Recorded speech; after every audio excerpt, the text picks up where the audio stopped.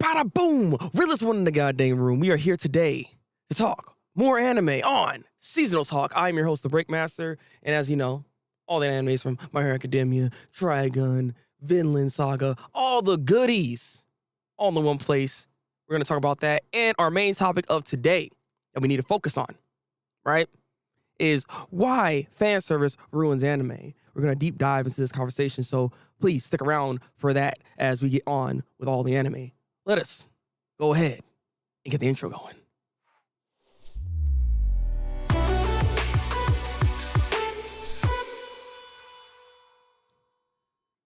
All right, so for the first anime we're going to be talking about is Nier Automata as per usual. It is back, as we already know from last week. And did it still deliver for today? I will tell you right now. And I don't know if the animation got stepped up or what was going on, but holy crap. The machines, the mechs, specifically in this episode, is really nice. Really nice. There is a point in this episode for Pascal, because we're going back in his backstory. The way it was animated, it reminded me a lot of how Space Dandy kind of animated their things. And Space Dandy has really good animation. I was impressed with what I saw when it comes to Pascal's backstory and how they animated the robots and stuff. That crap looked amazing. That was some of the best animation I've seen in a minute. I was like, okay, I see you. But with how this episode pretty much is with Nier Automata this week, we have 2B and 9S. They go into deliver some oil and machine parts for this machine's village, basically. That's what they're doing, right? And 9S ain't all about this because he's kind of a little upset the fact that why are we having these freaking mechs out here, these robots walking around acting all human and stuff like this. And Pascal has amazing English, sorry, not English, but he's able to communicate way better than any other machine that there is so far, or thus far that they've seen. So they're like, what is going on here? He reads a lot of books. They are disconnected from the system is what's happening here. And therefore, they're being able to, I guess, appreciate life and to have more just a communicative way in this evolution that these machines are starting to have. It's pretty impressive stuff right here. So this place is, in a way, just a very nice, wholesome area. Nothing crazy going on. They just want to live. But 9S is actually kind of conflicted on that fact because the whole mission is get rid of all the machines so they can actually live on with their lives after this whole mission, because they started thinking about that, what could happen after the fact. And they want to go shopping together. And then 2B at the end even said the same thing. It was kind of nice and cute at the end. I was like, all right, look at this. So overall, this was a really good episode. Pascal is a very interesting machine in of itself, given just how much they're able to grow in the first place. So it's a really good episode. Avatar, welcome in. Quetz, you son of a gun. Look, man, we're going to get to that conversation a little bit later. You already know. Welcome in, guys. Welcome in. But what I would give this episode this week is a good solid 8 out of 10. This show is just a solid show so far. I don't really have any complaints specifically on this show. They just do a pretty good job, all things considered. I don't know. I don't really have any complaints. They've just been doing really well. And I remember this area in the game, and they did this perfectly. I don't, you know what I mean? They're doing their thing. The only other thing that we can talk about also within this episode is Adam and Eve that are here right now. They're full on. They look like humans and stuff like that, and they're trying to mimic human behavior at this point, like eating an apple. Why are they reading, getting the knowledge without having to just pretty much absorb it in? Because robots can just you don't have to read anything; they just take it and that's it. You know what I'm saying? Why are we reading? What are we doing? So obviously they're gonna be big players later on in the show. So I look forward to seeing what they're about to what they're about to do and everything like that. Adam is more of the serious side, while Eve is just I want to play. I want to play. Wait, what do you mean you? Hey, sweetie, what are you talking about, my guy? I hope you're all well. I give this one an 8 out of 10. Solid week this week for Nier Automata. Can it keep this gravy train going? I don't know. We'll find out. And also, is this the show to win Anime of the Week? Keep watching and find out. Keep watching and find out. I swear to God. Oh, there's one last thing before I move on from Nier Automata. The end credits. The little special part thingy. It was kind of funny. They pretty much did the whole self-destruction thing, right? When you blow yourself up, you lose the skirt when you're 2B and everything like that. And, 9S got that thing going on, but they kind of like showed some images right there. And I'm just like, hey, all right. All right. Speaking of thighs, Quets. Speaking of thighs, there it is. There it is. Everybody blows themselves up so they can have that one moment. Just so you know. Just so you know. Even also back in the episode, there was that whole her going down the ladder scene right there. It wasn't, the same way as what you could do. We're not gonna talk about all that, but look, they know what they're doing. They know what they're doing. That's all I'm gonna say. Look, you know what they're doing. So they didn't have underwear in the game. Look, they do. They do. What do you mean? There's something that is protecting all that. What you mean? Talking about. And so you see a 9S development. I'm looking forward to it because you can tell that he is currently like he doesn't understand why these machines are acting human and having a conscience. Like he just wants them to get destroyed. He don't care. So I know he's gonna have a turnaround at some point. 2B already seems like she's gotten to a point where she's not just attacking.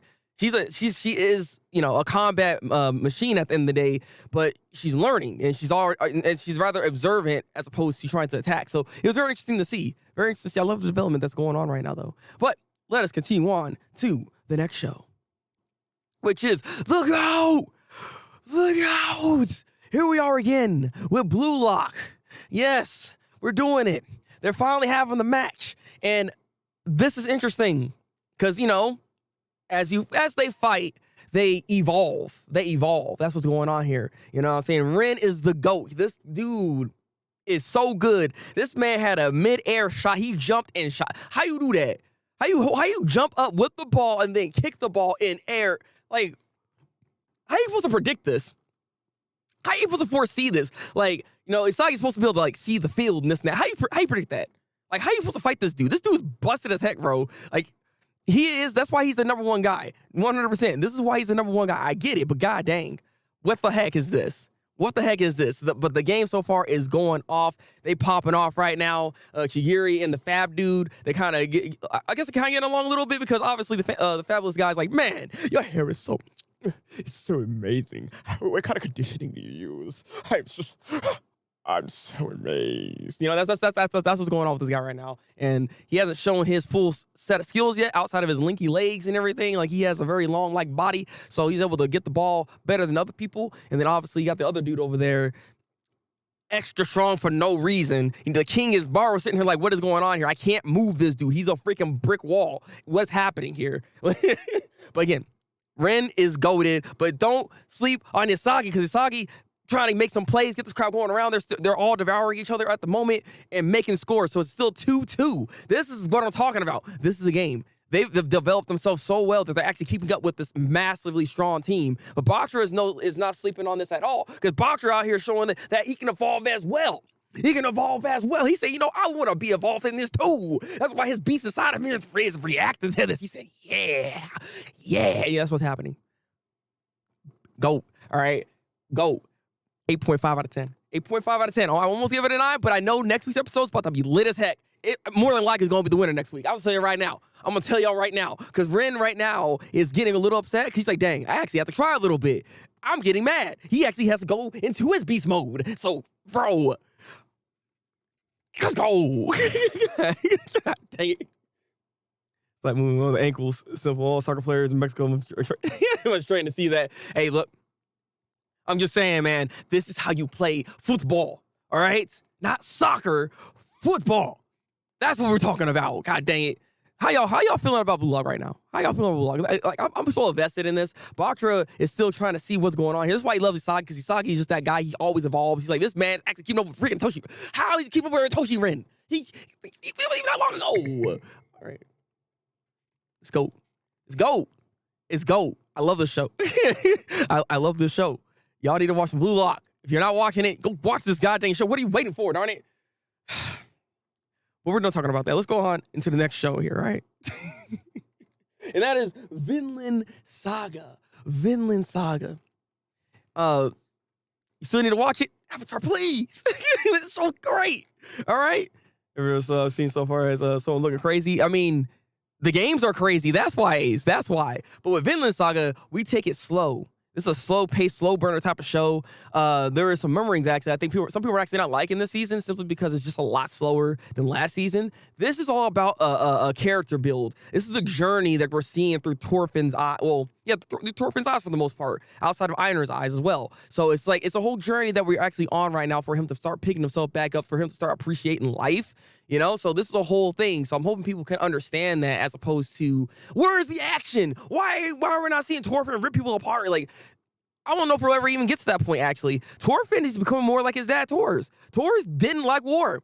He wanted to live a simple life. After he got done with all that crap, he didn't want to do all of it. So he's kind of having a greater appreciation of this. And it was kind of interesting because he did actually remember his dad a little bit in this episode, but he also remembered Askeladd, because Askeladd, he had this whole like dream thinking about that man. And he actually comes to that conclusion that actually, even though he really didn't want to kill this man, because he was with him for like 11 years, he doesn't hate him anymore. And that's what's like conflicting with his emotions right now. He doesn't know how to actually feel about this change of heart that he's had for Askeladd in the first place. That the man that pretty much raised him through his teen years at that point. It's an interesting development that's happening with him, and he's trying to come to terms with a lot of this here. But the other big part of this episode is that, unfortunately, and this is what's so interesting about this, like the slave owner is actually not that bad of a guy. Again, he's slave owner, still sounds bad, but he's not that bad of a guy in the sense that he's not treating the slaves like slaves, basically, right? Where they just got to be doing this work. They getting horses. They working just like the regular farmhand that's actually on the field. So they're sitting there like, the farmhand people are like, what is going on here? How are they getting horses? Like, they're working like us. And look at this. Look at this crop. Look at this wheat that's on the ground. How the heck are they doing all that? This is better than our stuff. Ain't no way we're going to live like slaves. So they got rid of it. They picked it all up. Einar is pissed. So he finds this man. He's about to start going in, but then Thorfinn was trying to calm him down, but then Thorfinn said, you know what? Forget it. He had instinct to start punching that sucker. He broke that man's jaw. This dude's jaw was somewhere else, all right? His jaw was gone, bro. So they had a whole big fight. You already know it's about to be a freaking problem, because you're not supposed to be, slaves are not supposed to be fighting farmhand, supposed to be fighting people that are free, right? So you already know this is about to have some type of repercussion, and then the slave owner dude is going to have to try to figure out a way to try to like finagle out of the situation, maybe. I don't know, only because he is good. They are good with the slave owner's dad, right? So I don't know how this whole thing is going to play out, but you already know it's not going to be good at the end of the day, because he has to make an example. Otherwise, if these slaves can do this, why can't the other slaves do the same thing?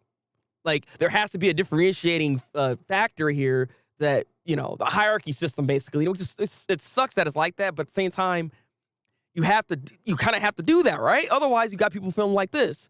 So they're in a weird pickle at the moment. Hey, yo, hey, Anna, welcome in. Welcome in. Why are you making that face? Did you get the notification? I like this season better. Shoot. Honestly, I don't know if I don't want to say that just yet. This is such a slow burner. I want to wait before I make that assessment, because this could actually be better potentially, depending on how they do it and how it actually evolves and how it ends, right? I got to see how it ends, because again, season 1 had that whole Askeladd situation, bro, and just that man being the GOAT. Even though he's terrible, he was the GOAT at the same time. A terrible GOAT, but a GOAT nonetheless. So I don't want to say that just yet. I feel like we're still jumping the gun just a little bit, maybe, but you might have something here, Avatar. You might have something here. He was a good dad. he was, man. He was. Einar was great this episode. Yeah, Einar was. He's like, I'm about to sit here and just like this is messed up. And then they did tell one of the people, so they could try to get like an investigation going and figure out who did it and this and that and the other, even though they already have a good idea what it is, but they then ran into people that already did it. They were laughing about it like a second ago. They heard that. Like, come on now.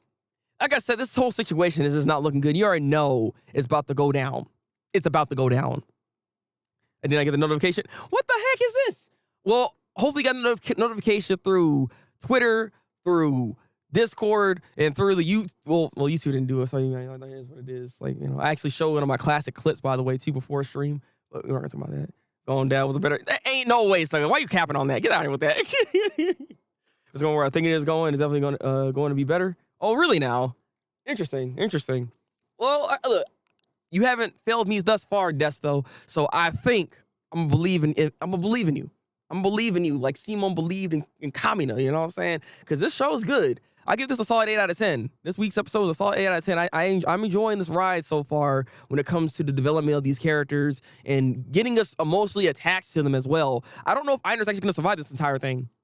He's too good of a guy, right? Like he's just not he's not meant for the slave life. He doesn't even understand this. He's having a hard time differentiating that. Actually, it's a funny thing because he's sitting here like, oh yeah, that's true. I guess in a way he is treating us a lot better in a way that, you know, how slaves should be. So yeah, he don't even understand what's actually happening here. So yeah, got it through Discord. Okay, and at least something worked. At least something worked. I got the notification 7 minutes into the stream. What the heck is this thing late as heck? See, I don't understand. You two got to do better. Maybe if y'all hit the bell icon so you can always get notified whenever I make a new video. Wait, stop. I mean, that's why it's there though, right? That could be the thing that maybe they can change the game up. I don't know. But Vinland Saga has been really good. If you're not on it, you should start watching. Season 1 is amazing. And the way Season 2 is shaping up, this can be just as amazing as Season 1. So we'll see how this thing goes. But let us move on to the next show, which is hit the bell. Yeah, exactly. All right, exactly. Aaron has had death flags since the second he walked into the he's god dang. That's how I'm saying. I don't know. He's not the type of guy for this life, man. He's just not. He's too prideful. That's where his issue comes in. But we're talking about Buddy Daddy now. Again, if you're not watching this show, I'm gonna start this right now off top the dome. If you're not watching Buddy Daddy, you should start watching the show. The show's only getting deeper. The show's actually only getting deeper. This week's episode focuses on the black-haired man, Ray. It's focusing on Ray. And this was an interesting episode. Very interesting. So there's like a 2-part section that happens here. It focuses on his backstory of him going back to the mansion where his father is, or his quote-unquote boss, actually, right? But his father is his boss, part of this assassination group that he is a part of. It's a family tree of assassins, basically. Kula. So this is kind of what he's like involved in. He has to ultimately take over the business. It seems like that's what's supposed to be happening for him. It seems like he doesn't really want this life. His father allowed him to go out in the world for like 3 years and stuff like that, and didn't really say nothing much of it because, you know, he needs to be able to, you know, find something else about himself a little bit. So he went out there. That's how he ended up meeting with what's the name? Kazuki, there it is. I can't remember his name. Kazuki. That's how you end up remembering running into Kazuki and this little like friendship that they have, this relationship that they have, and how it built and how he became more trusting of this man as the 3 years, you know, went on with each other, right? And seeing just the backstory of his character and just knowing that it's nothing but gloom and doom. Like at the end of the day, he has to even kill his like mentor in this episode. That's what he has to do here. He ultimately does it, but like his mentor's even telling him like, hey, I don't know, like you're just a machine. You're not even thinking for oneself. What are you even trying to live for at this point? But then Ray actually even says, I have something now that I want to live for, and that is this life that he currently has right now with Kazuki and the kid, you know? Like it's Miri. It's really nice. It's just really nice. Like he really holds them in higher standards, and that's his family at this point. It's a beautiful thing to see. And with Kazuki and Miri, what they were doing, it's actually his birthday today. Before he just, you know, as he was going to go see his father, they had this whole surprise birthday party that they're trying to pull for him because he looked kind of sad, gloom and doom. And so Miri wanted to actually do something for him, and that's why we ended up having this whole party thing. And then Kazuki, after he got done with the mission, took this man back immediately, no buts about it, and they actually enjoyed the food and ate. And then this man even smiled because of what Miri said and everything. And you know, he's like saying, it's so wholesome. It's beautiful. I love this dynamic with this cast of characters at this point. But you already know shit's about to hit the fan because at the end of this episode, the father got wind of what's going on here, and so there's a picture of Kazuki and Miri at the store, and he wants to know information about this. He wants to know what's going on. They might be targets. I'm suspecting Ray and Kazuhiro might have to fight each other or kill each other if it comes down to it. I don't know how this show is gonna go. I don't know how dark this show is gonna get. I don't think we're gonna get to that point. He's gonna find a way to get out of this situation, right? But that means he has to then fight his father, though. in the whole organization. It's a lot that's about to go down. So this is what I'm saying. Like, this show's more than meets the eye. There's a lot of hints already telling us that this show is about to go into this other like situation here, and Miri is in that position of, can we even protect this child with everything, you know, falling apart? So I don't know. This is a really great episode. This is an 8.5 out of 10. This is a really good episode for things to come. It did everything it needed to do with developing the characters, and now we're getting on to the main thing here. It's about to just go down. It's going to go crazy. But is this the one that won Anime of the Week this time? Because he did win last week. Can I do it this week again? We'll have to find out. All right.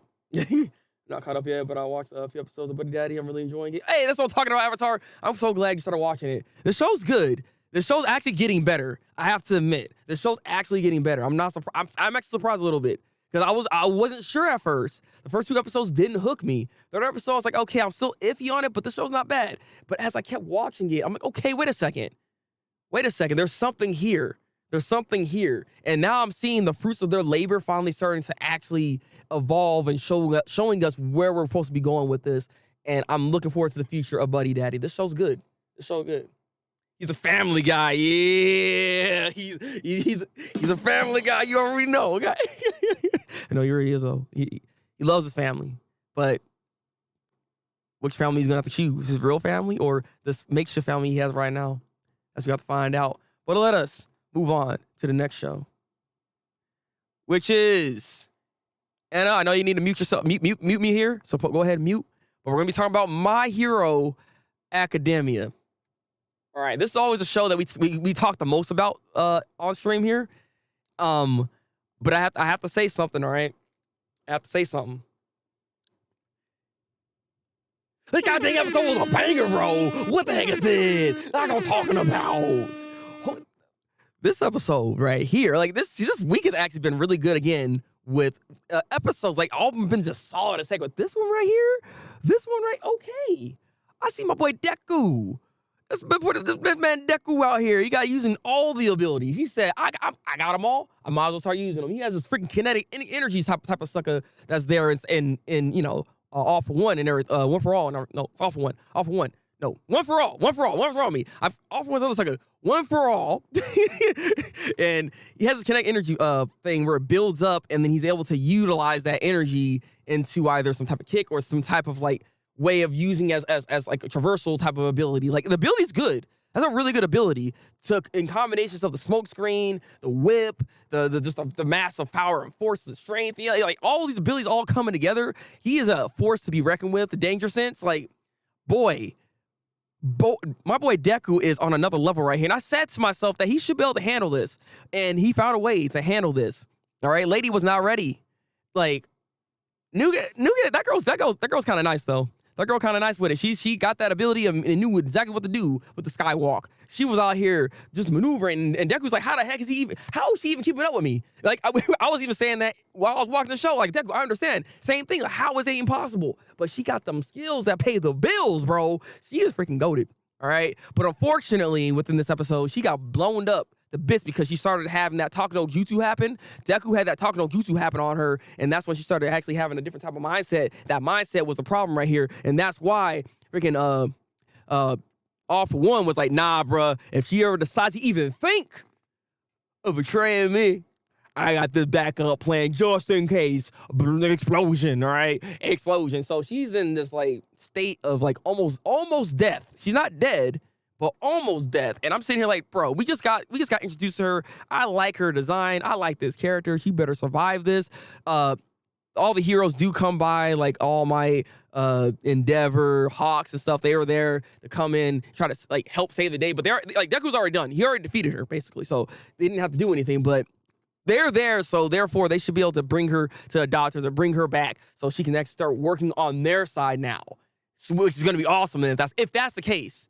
But we also have the whole Kisaki thing that's over here as well, because that guy's right there, and Deku wanted to actually talk to him about, you know, what he did with Eri, and he's like, oh yeah, that girl, like he's just like, you already know the thing is about to get disgusting, all right? Because he was thinking about, oh, I can just use her to get my abilities back. I was like, sucker. This ring guy right now. this episode is great. The fights in general with animation, what they did here, solid work. This is what I'm talking about. It took me a minute. This is what I was saying. Give me a second before I give a high rating and everything. Like, I want to see how this builds before we actually say, hey, this is it. This is the episode, though. To me, this is the episode right here. It's a pretty good binge. That's what I'm talking about. Yeah, see, the show good though. The show good. That's what I was talking about last week when I said big stuff happens. Yeah, I see. Like, you know, it's great. Wish we came into the series last week. Facts. Honestly, right? Here's my take on this.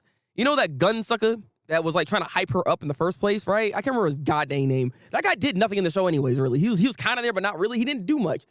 Put Lady into that position instead. And then make her defect later, right? Or make her go to jail. Make her do something. You know what I mean? Like we could have rerouted this a little bit because that guy doesn't do anything anyway. So like we could have used her and utilized her in a different way to have her much earlier in the series. So when she came back, that would have been a big like reveal. Like, oh snaps, she's out of jail. It's time for her to go. You already know she's like goated and stuff too. You know what I mean? Like I would have rather have that way and just X that other guy out in the first place because. Like I said, that type of like build up wasn't really necessary in my opinion on how they should have built her up in the first place. But I digress. This was good. All right. Love the lady, and hopefully again she survives this situation because, you know, all for one, he had a trap laid out for her, which is obvious. We already knew that was going to happen here, right? So. I believe she got this. I'm looking forward to what this whole interaction with Deku and Chisaki, and just how this whole thing's gonna start playing out because they do have him. Does Eri actually meet the sucker? That's the other thing too. There's a lot of questions that are arising at this point. So I'm really curious to what's about to happen next week's episode. This season's getting better right here. This is what I'm talking about. This I'm gonna give it a 9 out of 10. This was a very good episode. Probably his best episode thus far this season, in my opinion. So I'm gonna give it a 9 out of 10. This is a high praise, but is it the one that won anime of the week? Find out. All right. All in what's good. We just talking about My Hero Academia and how goated it was this week. What do you think won anime of the week? I want to know. Tell me your thoughts. But as we move on to the next show, which is Trigun Stampede. All right. Yeah, the animation for the episode was really freaking good. That's the other reason why I'm saying, like, they just, like, I can go back. Before I go back, like, this is the kind of thing, what annoys me, but I also like about it, right? Deku is the main character. So, therefore, we have to always make his scenes pop off the most. So you know when the budget decides to go up more when we have a Deku scene. So this is why the show gets good to me, is when Deku finally gets on the scene. But at the same time, it just sucks that it's always got to be about Deku. That's the problem here. Like, you know what I mean? That's where my issue comes in with it. But regardless, it was some good stuff. I thought Tuesday was Saturday. I was checking My Hero and Blue Lock episodes. God dang it.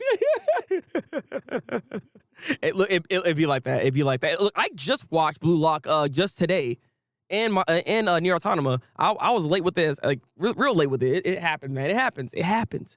But with Trigun, though, we have another solid episode this week for Trigun. This one follows more of Vash's like backstory and understanding where he kind of came from after the crash and how he was able to like live throughout all that whole situation. He found this other place, this other area, this other pod, I should say, actually. And there's this nice lady that was there that pretty much took care of her, and this other guy, too, pretty much took care of him throughout the entirety of it. The guy didn't really like him that much, but regardless of that, he grew to like him, even though he was scared of him, I guess, initially, because he's like a plant, basically. Like, the way his makeup is, he's not fully human, obviously. He's like those little flowers they see in those pods, except he's more alive. He's able to just walk around, but he can't do the things that the pod flies can do necessarily, but he can't connect with them and then calm them down. So if there's like an overload or something happens with the flower, he's the guy that you go to in order to actually pretty much resolve that issue without it becoming a problem. So that's why he ended up later on going throughout the episode helping other areas with their flowers and everything. And so he became that kind of dude to make that kind of connection. But obviously his backstory, his life does come back full circle around because the black box that they found from that crash had information and a soundboard in there basically of Nye laughing hysterically and telling Vash that you're an accomplice too. And so once Vash understood that at that young age, he said, you know what, I can't stay in this place anymore. I gotta run. I gotta go stop Nye because Nye, he's a problem. My brother's a problem. I gotta stop him. I'm the only one that can. And it's just like, this is a whole running theme that pretty much the show is trying to tell us that whatever Vash does, Nye is always there and is the reason why Vash can't live a normal life. Vash can't just live because Nye won't allow that to happen. He is that problem. And at the end of this episode, we actually even see Vash run into Nye in this backstory. So I'm curious how their interaction is going to go at this point in time and how bad it's going to be for Vash. Because obviously it didn't go well, I'm assuming here. I'm pretty sure it didn't go well. So again, a very solid episode. I like the development that we have here for Vash. We actually get to see everything that's going on with him. So he did his thing. Adaptation of the previous arc of his very weird. I'm glad things are better for this one. Yeah, exactly, right? So I'm still on My Hero. Let's move on. So he's ready. He's still ready for My Hero, my guy. Look, we're going to get into the discussion area portion. We can definitely talk more about it after this fact. But for Trigun Stampede, overall, I'm going to give this an 8 out of 10. I saw episode this week. Things should get real crazy next week. So this might be another one that could potentially win for next week. But Blue Lock, I already said, is looking real strong. But this is a very solid episode this week. I enjoyed it. I enjoyed it. 8 out of 10. I think that's everything, right? Yeah, that's everything. So we can go ahead and close this out. And then we got to choose the winner for this week. All right, guys. Like I always ask, when it comes to the winner, who do you think won this week? Or what is your personal favorite that you think should win this week? Please tell me in the comment section below. Like Ace thinks Blue Lock did it again. But there's other shows like Buddy Daddy that's right there. Yeah, it's done, man. We went through them, man. We went through them, my guy. I'm sorry, Arlen. I'm sorry. But for me, I felt like it finally did it. This was the episode that I felt like at this point that this show could make it happen. All right. You already know AOT is going to win next week. All right. Look. Come on. Look, I'm not biased, okay, Desto? Come on. It's just the first episode, unless something really good happens, which it possibly could. Look. Just give me a second, all right? Give me a second. Oh, Demon Slayer. Wait, is that coming back too? What is happening? I need to check the list again of what's coming out this next season. This season's already like blending into the next season, which is kind of weird because how like these delays happened. I don't know. It's weird. It's weird how things set up right now. But the winner for this week is actually My Hero Academia Season 6. It done did it. It finally got the dub. It finally did it. It finally grasped the brass ring, and it now is on top of the goddamn world, okay? I know you guys had a debate about this last week, that you think it should have won last week, but I wanted to let things cook. I wanted to let it cook. You know what I'm saying? I wanted to put it in the goddamn fryer and see what is going to come out. Is it going to be some glob, or is it going to be fire? Is it going to be something that Gordon Ramsay is going to be like, this is delicious? You know, this is what I was looking for, and this is it. This was the episode. My Hero Academia finally freaking did it. All right, yeah, no Blue Lock. Maybe next week, though. But no Blue Lock, all right? Desto slid a couple of bucks on my way, you know, off stream. You know, I'm just kidding. Look, I'm kidding. No, but this episode's really good. I enjoyed it. I enjoy it. Wait. What do you mean 3 episodes? Well, for Attack on Titan? You talking about for Attack? You're gonna get 3? Wait, what do you mean? Explain yourself. Explain yourself on your way. I'm confused here. Demon Slayer had a special episode showing on theaters, but it will not actually come out. Really? Until 8? What? This is exactly what I was talking about. Desto, we were just talking about this last week when it comes to the discussion portion, which we are now in. This is exactly what I was talking about last week. Like, what? That's stupid. God. Oh, my God.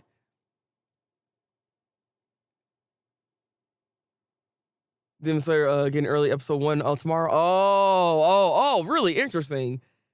Episode's getting split though. That's Let's see, episode 1 is getting split into 3 episodes, I think. What? Okay, what? What is going on? What are they doing? What is happening with the anime industry?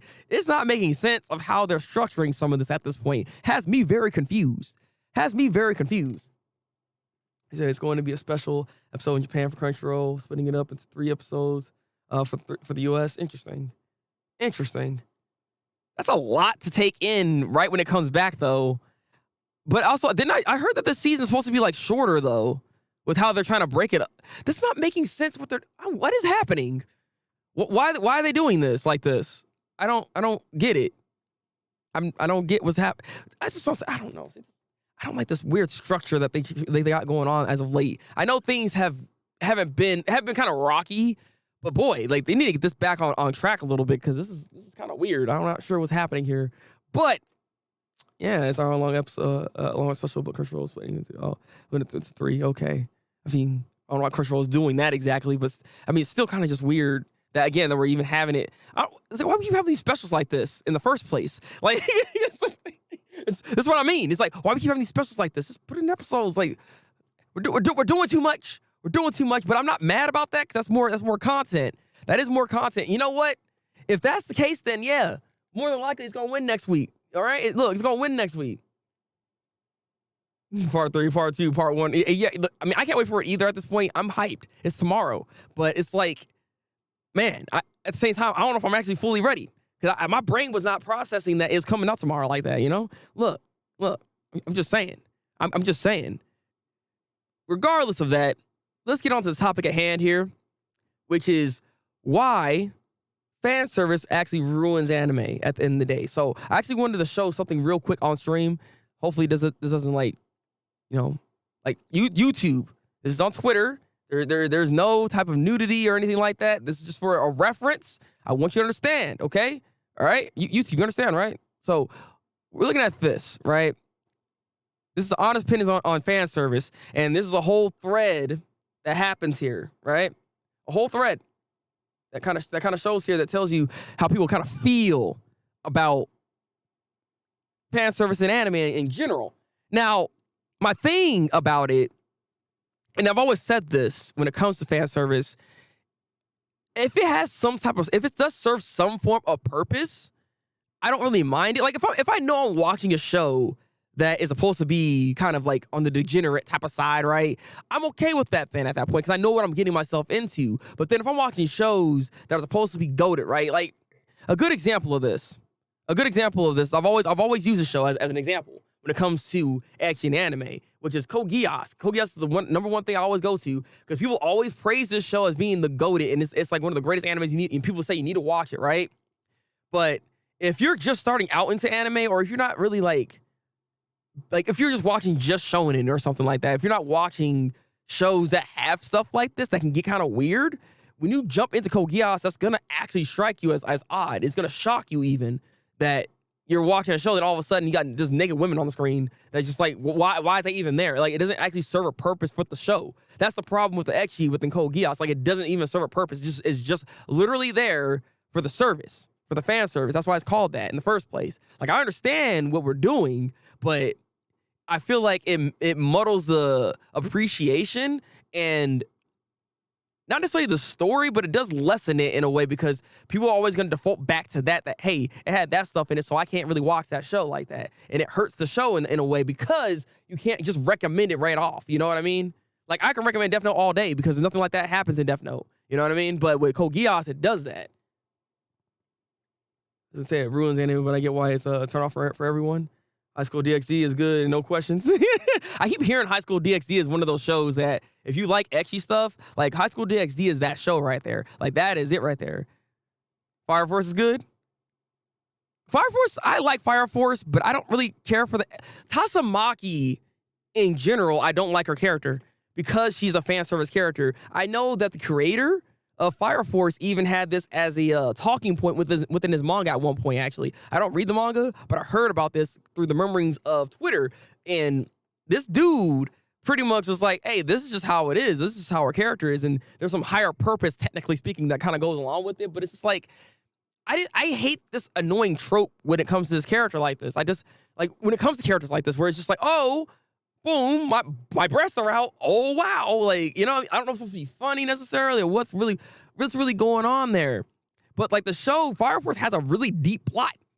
Outside of its ecchi, there's a really deep plot that goes on with this show. There's a lot of good world building in this series as well. The show's actually good, but Tatsumaki is a character that can throw people off because, again, not everybody is going to be down to see unexpected ecchi like that. A lot of the times, once you watch enough anime, you kind of get like desensitized by it, and you're not really looking at that anymore. You know, it doesn't really bother you like that. You know what I mean? So you got to think about it like this. Put yourself in a way when you first started watching anime. Think back when you start watching anime for the first time. Would that not also make you kind of like thrown off just even a little bit? Like, think about that.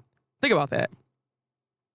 Yeah, fan service makes it harder to recommend to people. Be careful what you recommend your friends, or they're going to think think you're sus. Exactly. They're going to think you're sus 100%. And be like, what do you watch? This is the stuff. This is part of the reason why anime has this bad rap of it being nothing but ecchi, right? They always talk about this, where it's like, oh, you're watching that anime stuff, all that stuff with like the boobs and the ecchi stuff. Like, you know what I mean? They always bring that stuff up, or hentai even. They don't differentiate between, oh, this is actually some other type of medium that has many different genres in there that you can watch.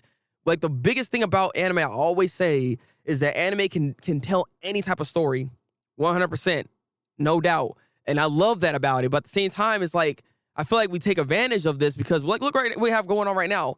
We have nothing but isekais, and a lot of these isekais are freaking trash because either you have this freaking power trip type of character that is just like trying to either get revenge or is just like his god of this level where he's always getting all these women. Like, it's always something along those lines when you have an isekai. It's really annoying. Isekais in general just have a lot of ecchi in it, and it's just like, I like the idea of going into a new world, but it's like it's very samey. They're not expanding and growing the medium that is there. There's very few that are trying to do it. Like, I like Mushoku Tensei, right? But the Jobs Reincarnation. But the problem with the show is that there's so much ecchi, and it's questionable ecchi too, mind you. It's the problem with the show, that it's just like, as good as the story is, that ecchi really throws me off, right? Fan service is good. Bye. Look, there's an argument to be made, Alan. That's all I'm saying. All right. Your phone finna die? Oh, dang. All right, man. Do what you gotta do, Alan. But yeah, I'm just saying, like, fan service has a place. All genres, all tropes have a place, not just in anime, but just in media in general. But from what I've seen, when it comes to anime specifically, they utilize the same tropes and themes a lot of the time, is what's been going on as of late. Again, going back into to isekais, there's a lot that are very samey. Going into the perv character, there's a lot of these characters. I remember last season they had a lot of characters that are built in the same way, where they're just like this big old massive perv, and they're like unknowingly pervy at times too, right? So they don't really know what they're doing. Like there's like the same type of samey tropes that they keep putting into animes over and over and over again every season, where it's just like it's an oversaturation of that type of trope that we're not allowing more ideas to even come out. That's where, again, I feel like fan service becomes an issue, because it's limiting us on stories that could be better. That's where my argument comes in, how it can actually ruin anime in a way, because it's like sometimes shows will literally fall off and just try to use ecchi as the focal point at times to try to sell a show, right? They'll even go as far as doing that and not believe in their own story that they have. And that's where my problem with a lot of ecchi in general comes into play here. End up being the main problem why we in a high school setting, but also have high fan service. True, right? Like, it's questionable ecchi where it kind of comes into play here. That's where ultimately the problem, like, I feel why ecchi does in a way can ruin anime. I don't think it's ruining anime necessarily, but with where we're going with a lot of this, unfortunately, it's just like we're not pushing the medium forward. We could do better here, and we have less of this and more of something else that can actually be that talking point. That's all I'm saying here. That's all I'm saying here. This is why I love Denji. He respects women's boundaries, which is a huge surprise for the characters, because I thought Honestly, that's a amazing character dive right there, actually, because Denji's a perfect example of that, right? You would think, what is that show? Because it was on Netflix. The same people that's Hiro Mashima series, that one that just came out. Because that guy, he's that character basically. He's supposed to be kind of like Denji, where he's like very unknowingly ecchi. He be doing weird stuff, but like Denji wants to do that type of thing, right? But he doesn't.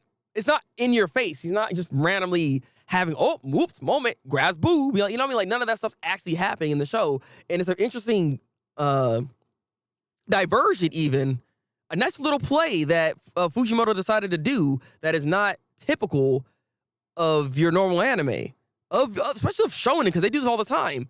So I love that subversion of expectation that Fujimoto does in most of his works in general. This is why he has it like this, and I love shows that do that kind of stuff. Like Hunter x Hunter is a good example of a show that uses shonen tropes, but switches it all up on its head. That you can't expect it to follow the same type of line of shonen. You know what I mean? So I love stories that do that kind of thought process. Like if Black Lagoon had it, I didn't think people would mind it as much. Wait, you talking about for like ecchi and stuff like that? I mean, there's a whole scene with Balalanka looking at porn. So I mean, it's not like there's not stuff in it, but with Black Lagoon, well, I guess that's what you mean. So you're basically saying like because they're older, it's not gonna be that big of an issue. And I think maybe that's what it is too, because again, it's the setting that matters. And then you know, as you watch, you're like, what's happening here? Because like, yeah, Black Lagoon does have some stuff in there, and I don't really say anything about it because like it's not that much in the show in the first place. Secondly, it's a more mature show, so it's what it's dealing with when it comes to its themes makes a lot of sense why that would be there in the first place. So I feel that. I think there's going to be another Meliodas. Oh my God, never else having to be wrong about that. Yeah. God, please. That's why I can't. Why you gotta remind me of that show? It just, like I said, that's literally the main reason why I didn't like Seven Deadly Sins. Meliodas is a character. I hate him. I hated his character. But what kept me in the show is literally everybody else. Like everybody. Well, outside Elizabeth, I didn't like Elizabeth either. But like Bond's backstory, King, Diane, like man, like all like the cast of characters are actually really freaking good. It's like I didn't expect it to be that way. But that's what made me like the show a lot. And Meliodas just was that guy because, you know, he's supposed to be the main character. He's supposed to be strong. But even his backstory is sus as heck, bro. So, look. I miss Black Lagoon. We need a season 3. Oh, wait. No, it's okay. It's okay, Dessa. It's okay. We do need a season 3, though. I was hearing some information that it was supposed to have a season 3 at some point in time. That's the thing. I heard there was supposed to be something like that, but I haven't heard anything as of late of it supposed to be coming out. But it's not like there isn't material out there. Like the manga is there. Like they can make a season 3 at any point in time if they decide to actually do it. That's if they actually decide to do it, though. That's the thing here. So all in all, what I'm trying to say when it comes down to it is that we need to push the envelopes, not just with like trying to tell a story. Even if you have ecchi elements in there, try to utilize it in some way. If you're an ecchi show, still utilize it. Like I have shows. I respect shows like Seki no Quasar. You know what I mean? The premise of the show is a very ecchi premise, but it understands that it's an ecchi show. So therefore, it does what it needs to do and utilizes the trope to its best and utilize it to its best of its ability. I like shows like that. If we're gonna do that, don't just randomly throw in ecchi of a show that doesn't even need it in any capacity because the show actually can carry its own weight. You didn't have to throw it in there just because, you know, you think it might sell more. Because that's what happened with Glafnir. Glafnir is a great series that, even though I love it as much as I do, like the show's really good, but you can tell it relies heavy on this ecchi elements that it almost belittles the series of the actual plot line than the actual show. Like it's so weird how they do it. And I never understood that because the show's plot is actually good enough. It didn't need all that. You didn't have to go that route, but they did. So that's my argument of why I think fan service can ruin anime. But that's just how I feel. That's just how I feel. One last little thing I do want to talk about just real quick because there was another topic that I kind of ran into throughout the week. Was just a again, it's on Twitter. Like, we keep running into stuff on Twitter. Like Twitter, they be talking all the goddamn time. But it's the westernization of like series and stuff like that, right? Like, or just Westerners in general trying to get into anime, and then they want it to change for the Western style and everything like that. And obviously, like, I've heard many creators and stuff like that from Japan are like, I'm not really trying to cater to necessarily just the Western audience, and we're gonna do what we're gonna do. Like the shows, like anime in of itself got popular without it ever trying to cater to us.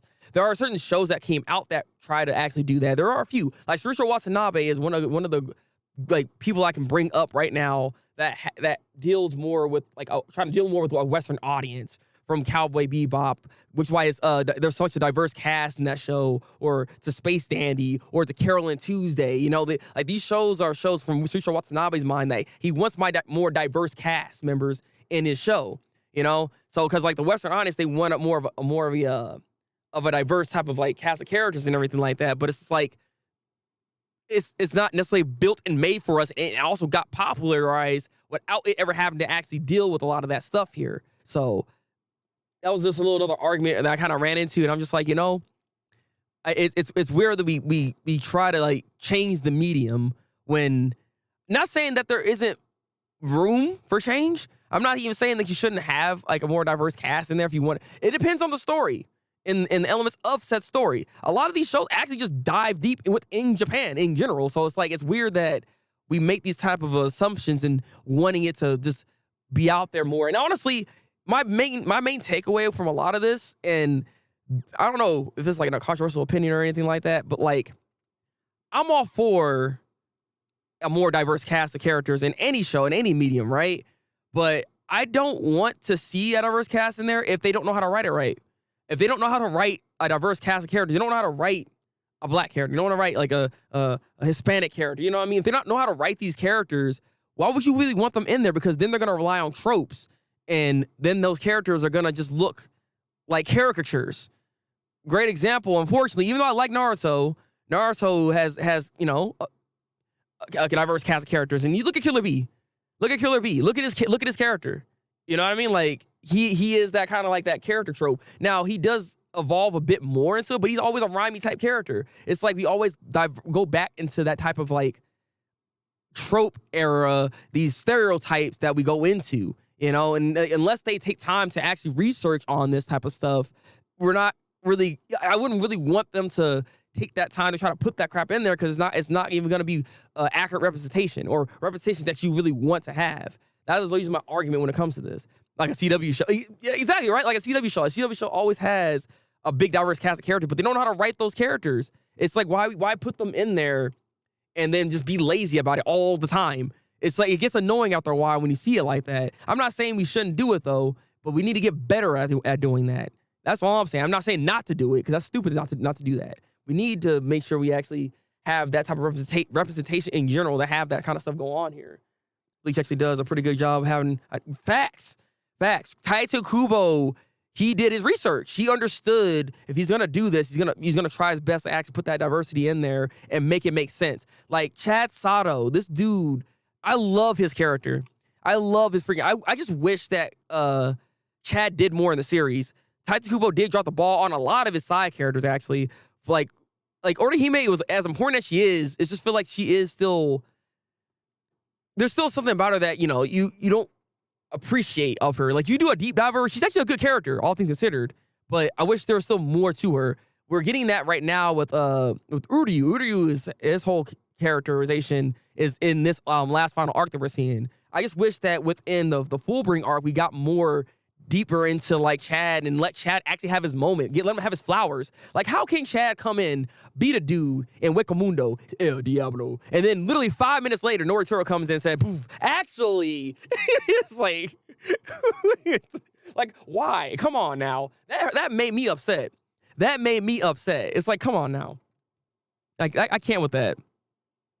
Yeah, I think the author said they just add a fan service so it sells better. Yeah, exactly, Ace. That's what I was talking about when it comes to Glafnir. Glafnir, the author himself understood the assignment and said, you know what? We're throwing it in there because I know people are going to buy this because of just the thirst. Because of the thirst, all right? Hajime Ippo has a versatile cast of characters. See, the funny thing is, I actually only watched the New Beginnings, I believe it's called. I only watched the anime dub. Actually, let me be more specific. There's a dub that had like 70-some episodes, and I watched that. I think it was New Beginning is what it's called, but that's all I saw. So I didn't really see that big diverse of a cast, but that makes sense.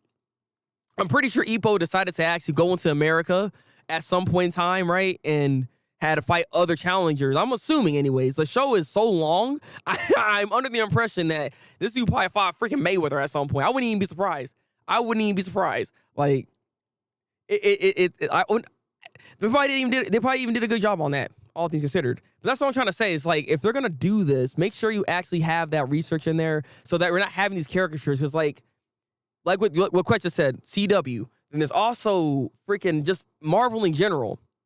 Marvel in general has been doing a very poor job at making sure that when you have diversity, we're doing it properly, right? We're not just shoehorning it in there and giving you the bare minimum and saying that's the character we need to love, because that's what they're kind of doing right now. And I hate having just like trophies, like there's placeholders, and they're not actually good characters. You know, that's usually always my main takeaway, my main argument if we're gonna do diversity in series like that. But I'm not saying we definitely need to do it. Anime should have more diversity depending on like the type of like theme we're doing and all that. So as we move on, maybe it might. But at the same time, I understand the other argument on this side that these shows, anime in general, has gotten a lot bigger without even having to even touch that in the first place. So I get where they're trying to come from with some of this. And we only did, I think, half of the story of the manga. Yeah, I didn't think half of it, honestly. I wouldn't even say, well, maybe, actually, because I only seen the New Beginnings, but I know there's like 2 or 3 other series that did come out for Hajime Ippo, so I think they probably only did about half, which is unfortunate. I mean, at the same time, well, no, it is unfortunate. If they can do Detective Conan and still animate that, or Doraemon, they could still animate freaking Hajime Ippo. You know what? Come on now. Come on. Yeah, the manga's still going. Like, it's like same thing with Detective Conan. Detective Conan is still going to this day, and I don't understand why. The show, the story, literally the story can't last that long, but they're making it last that long. It doesn't make sense. This dude literally about to grow back up into his original age the way this show's going. I digress. Arthur likes to travel to other parts of the country and study their boxing. Oh, really now? See, that's what I mean, though. That's effort. Because then you're trying to accurately portray these type of characters, the other diverse cast characters that you can throw into the show. That's all I'm saying. Like, if you're going to write these characters, please put some actual effort into it. Don't be lazy about it. Don't be lazy. That's a round of a goddamn applause. Round of a goddamn applause for that. I love that. That's what I'm talking about. Spiritual Watanabe did the same thing when it comes to trying to actually understand that kind of diversity and putting it into a show. So all I know is we gotta calm down over here. We always complain about everything. So I feel like we're gonna get more diversity as time goes on in general, especially with how everybody travels around nowadays and it's how the world is. There's gonna be more diverse cast. I'm just hoping that writers in general, across the board, not even just from Japan, across the board, get better at when we do diversity, we write them better. We got to stop being lazy about this. Refreshments, can we have a conversation about Chainsaw Man leaks? Chainsaw Man leaks? Where? I didn't see no leaks. I actually didn't see that. Do you have a link to this, Avatar? Because you got me wondering. Granted, I mean, do I even want to see that? Did something bad happen or something, or what? now you got me wondering, like, what's going on right now? What's about to throw down? Because you have me curious. I guess we could talk about it for a few minutes. It's like I may not have. I guess you haven't heard about this, but 122 is like I may or may not have read it. Oh, come on now. All right, look, I'm gonna wait. Look, that'll mess up my live reaction. That'll mess up my live reaction if I do know what's about to go on. So it's probably best for me to just wait, actually, until Tuesday. All I'll ask, Avatar, is Is it good or bad? Is it good or bad? Is it a miss? Did Fujimoto finally miss or what? Because like because like that's the whole point about my live reactions. This is my actual reaction to the series. I'm not just like faking it or anything. I'm literally reacting to it. I haven't read it yet. The reason why I have my thumbnails where they are is that I'll probably skim through it and find a nice like savable image. Sometimes Ace will do that for me, and I don't have to worry about that. So I don't typically really look at the manga like that or know what's going on. Oh, really? Ooh. See, now you got me hyped. I can't wait for Tuesdays then. All right. Yeah, I'm not sure if I should bring it up or not. Yeah. It's all good. It's all good. But you got me hyped now. You got me hyped now. I will definitely I'm looking forward to this week's chapter then. God, I need more Chainsaw Man content. Like, man needs to stop doing bi-weekly. Dang it. God. All right. With that said, if you guys can like this stream real fast, it helps with the algorithm, push this stuff out to more people so they can go in, enjoy the conversation as well, and talk about many things that we have talked about here today. If you guys could, I really appreciate that. For the comment at the end of the day here, I want you guys to put fan service in the comment section. If you've seen this entire video or stream, put fan service in the comment section so I know that you actually are a real one and you stuck to the whole thing and watched the entire thing, baby. So I know. It's literally the whole chapter. Well, goddamn, how they leak it? Come on now. See, part of me kind of wants to do a live reaction now, but I don't know how good the leaks are when it comes to this translation. So I don't know if I want to wait. And so, god dang it. I would love it. Like my own dog. Well, thank you, man. Thank you, man.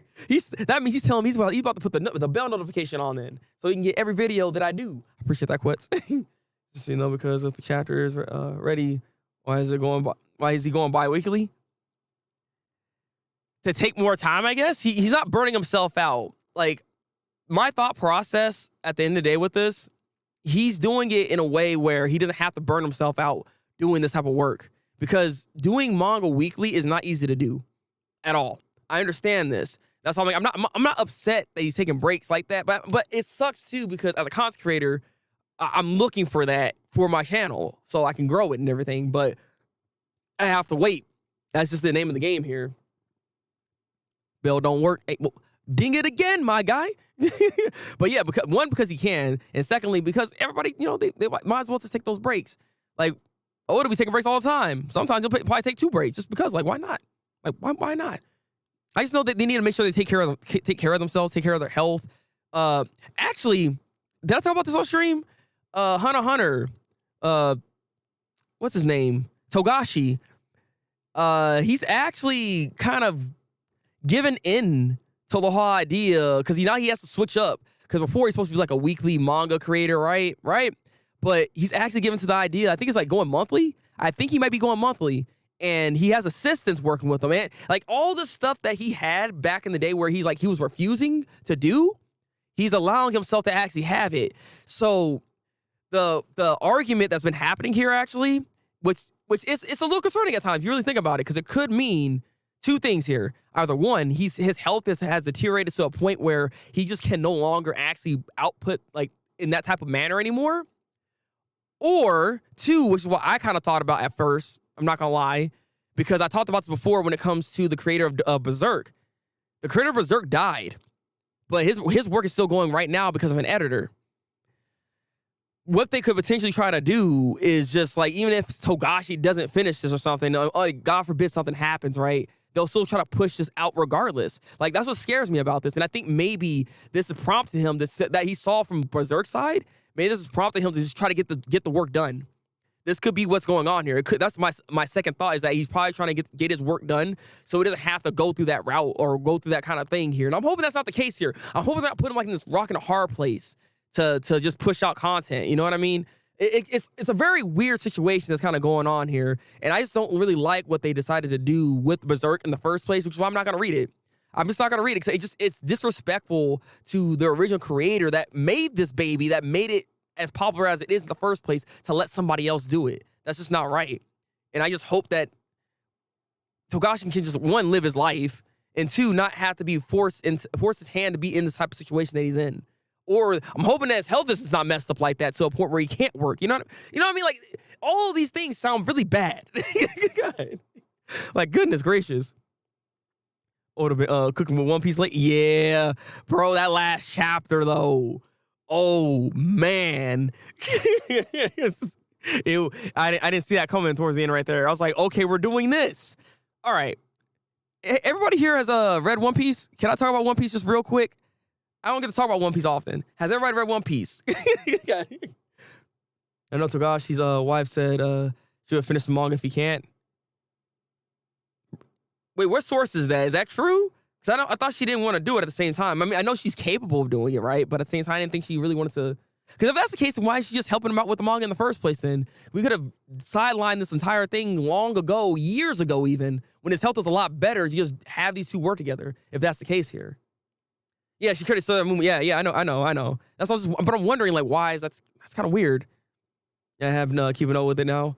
Yeah, see, yeah. We need to actually read some One Piece here. Just know, Shanks is on the goddamn scene, and I didn't see this thing. Is One Piece out right now? Actually, I gotta go double check. I am hype as heck now. Now that you bring that up, boy. Wrong about it, but I remember hearing that. No, you're right. You're right. That is the creator of Sailor Moon. That is his wife. But that's why I'd be wondering, like, if he had this type of situation here all along, why didn't we just do this from the beginning, given his health already was having problems doing Yu Yu Hakusho? Like, even at the time of Yu Yu Hakusho, that's when his health started deteriorating in the first place. He wasn't doing well, and his back was killing him. That's why he kind of abruptly ended it towards the end like he did in the first place. So it's weird that he hasn't gotten his wife to, like, help out in some way. Maybe she is now? I don't know. All I know is I just don't like where some of this is heading. I knew something was going to happen, but I didn't know if there's going to be this going on. You know, I don't know.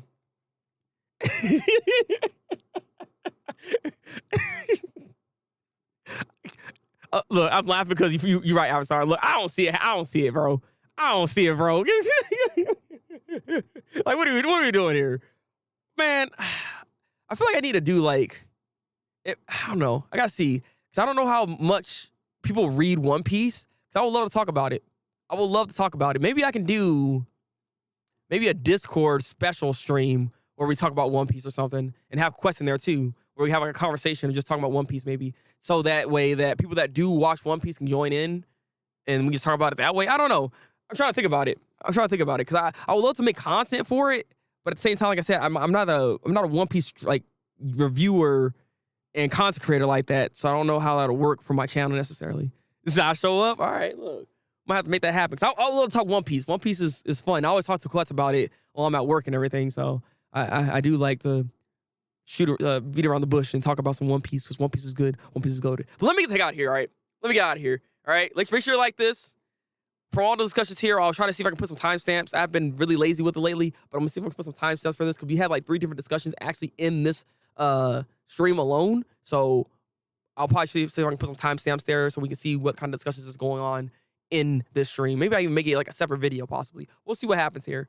But I'll catch you guys on the flip side. I'll be back on Monday. We'll be streaming some more God of War. I have stuff worked now, so things should be fine on my end to be able to actually make this stuff happen. But so we'll be back over here on Monday. Back on Twitch on Monday. We'll be back on here on the YouTube channel to do Chainsaw Man Tuesdays, and of course we'll have some more seasonal talk. But I have to talk more about this seasonal talk things. I have some other ideas, and I want to shoot some ideas around you guys and tell me what you guys think about this and so on and so forth. But with that said, I'll catch you guys on the flip side. Drink goddamn water. Take goddamn vitamins. Until then, people. Break out.